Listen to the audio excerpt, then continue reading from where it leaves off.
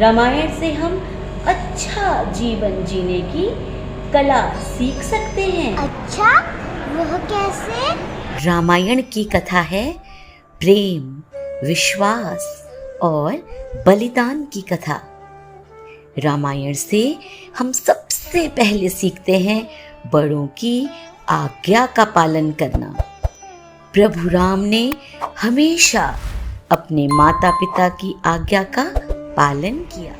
राम जब 16 वर्ष के हुए तब ऋषि विश्वामित्र राजा दशरथ के पास गए और यज्ञ में विघ्न डालने वाले राक्षसों का अंत करने में राम और लक्ष्मण की मदद मांगी।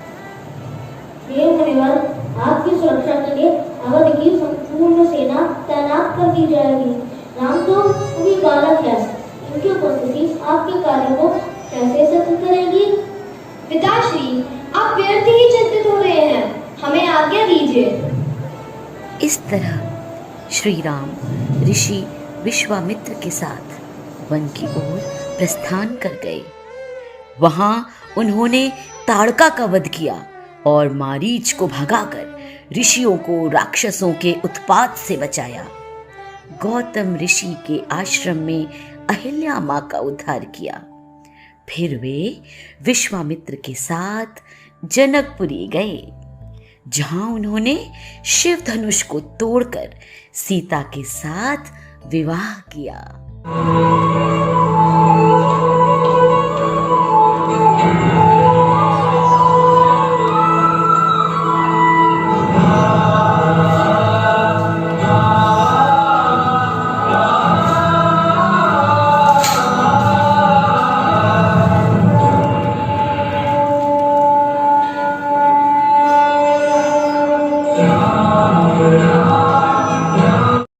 जब रानी कैकेयी ने राजा दशरथ से भरत को राजपाट और राम को वनवास भेजने के लिए आग्रह किया, तब भी भगवान राम ने पिता द्वारा दिए वचन को पूर्ण करने के लिए वनवास को भी सहर्ष स्वीकार किया। कैकेयी, तुमने मुझसे मेरे प्राण मांग लिए होते तो मैं कभी भी संकोच न करता, लेकिन तुमने तो मेरे प्रिय राम को भी उछाला कर दिया। महाराज, आपने वचन दिया है, अब आप अपने वचन से पलट नहीं सकते। श्री रघुकुल रीति सदा चली आई, प्राण जाए पर वचन ना जाए। मैं माता कैकेयी को दिए गए आपके वचन को अवश्य पूरा करूंगा। इसमें मुझे अत्यंत प्रसन्नता होगी अगर आप राजा भरत को अयोध्या का राजपाट सौंपेंगे। स्वामी, आपके बिना ये सब सुख और वैभव किस काम के? मैं भी आपके संग चलूंगी। चारों भाइयों का आपसी प्रेम इतना था कि जब राम वन को जाने लगे तो भाई लक्ष्मण ने भी राम के साथ 14 वर्ष वन जाने की ठान ली। भैया, आप वन में अकेले नहीं जाएंगे, मैं भी आपके साथ चलूंगा। जहाँ राम वही लक्ष्मण।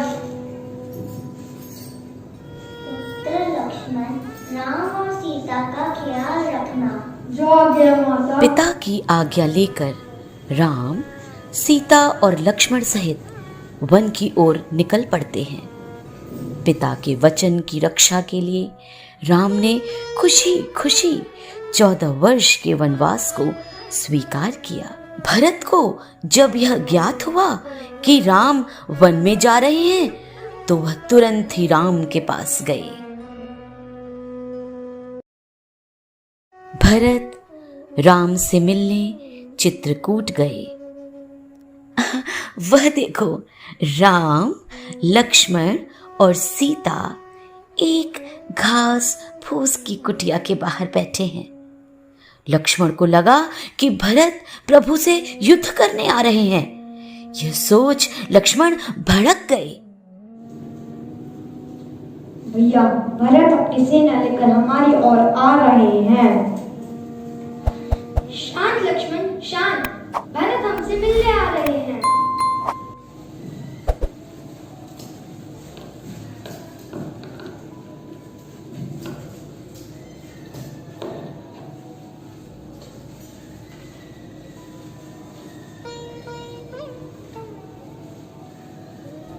भैया भैया आप यहाँ क्या कर रहे हैं? मैं आपको लेने आया हूँ, चलिए मेरे साथ। मैं और शत्रुघ्न नाना जी के घर गए हुए थे। हमें तो पता ही नहीं हमारे पीछे से क्या क्या हो गया है। भरत, मैं तुम्हारे साथ नहीं चल सकता।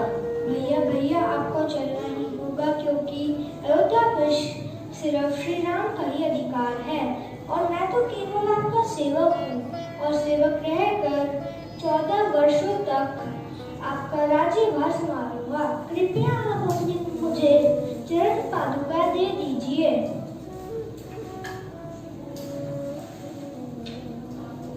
मैं इससे सिंहासन पर रखकर राजकाज करूंगा।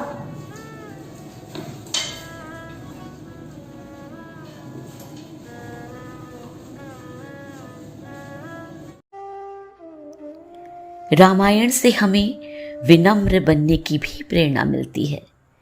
स्वयं विष्णु का स्वरूप होते हुए भी श्री राम सदैव विनम्र बने रहे और हनुमान, जिनकी शक्ति और पराक्रम को भला कौन नहीं जानता, परंतु राम भक्त हनुमान सदैव सेवक के रूप में ही प्रकट हुए।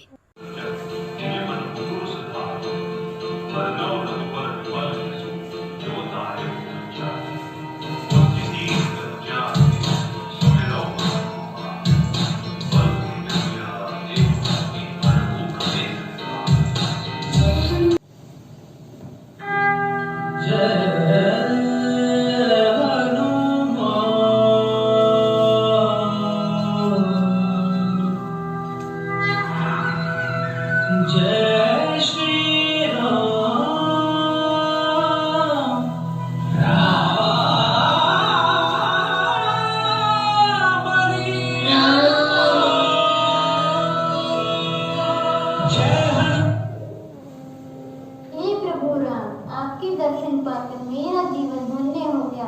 मेरे मित्र कब से आपकी प्रतीक्षा कर रहे थे। मुझे आपकी सेवा करने का एक अवसर दीजिए।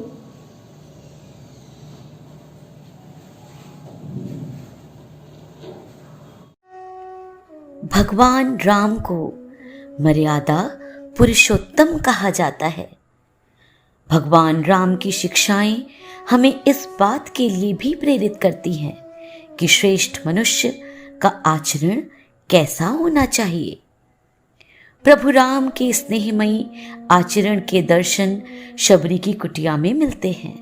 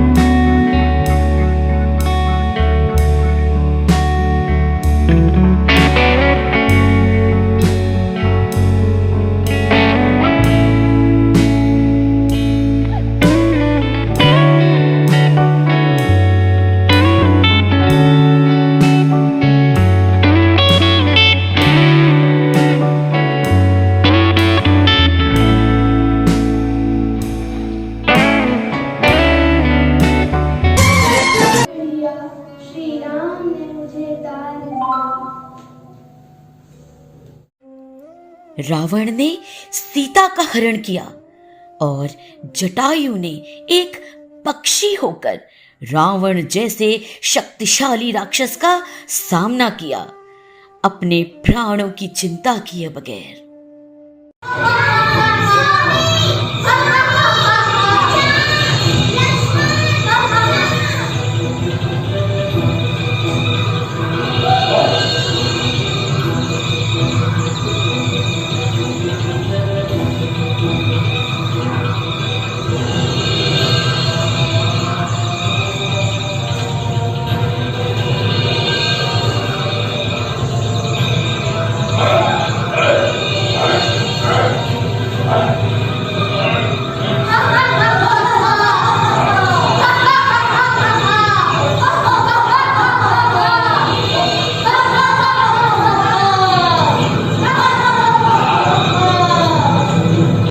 युद्ध में जटायु घायल हो गया था। उन्होंने ही राम को सीता के हरण की सूचना दी। श्री राम के हाथों जटायु ने मोक्ष पाया।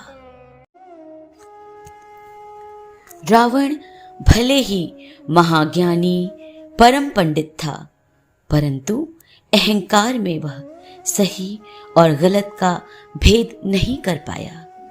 श्री राम वानर सेना के साथ समुद्र पार कर रावण से युद्ध करने के लिए लंका पहुंचे।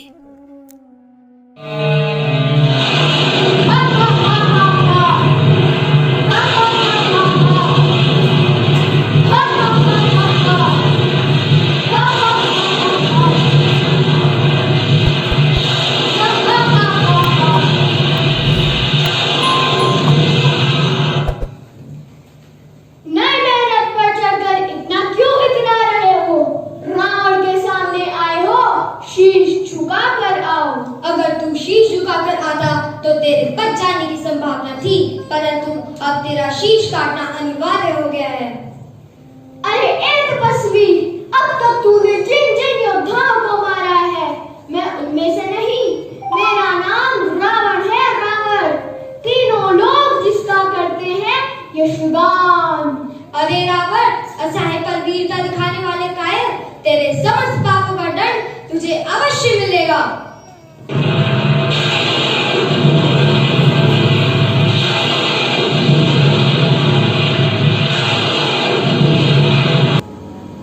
इस प्रकार राम ने रावण का संहार किया और धर्म की अधर्म पर विजय हुई। दशहरा बुराई पर अच्छाई की विजय का प्रतीक है। आओ हम सब मिलकर यह प्रण लें कि दशहरे के दिन अपनी एक बुरी आदत का त्याग कर सही अर्थ में दशहरा मनाएं। बोलो सियावर रामचंद्र की जय।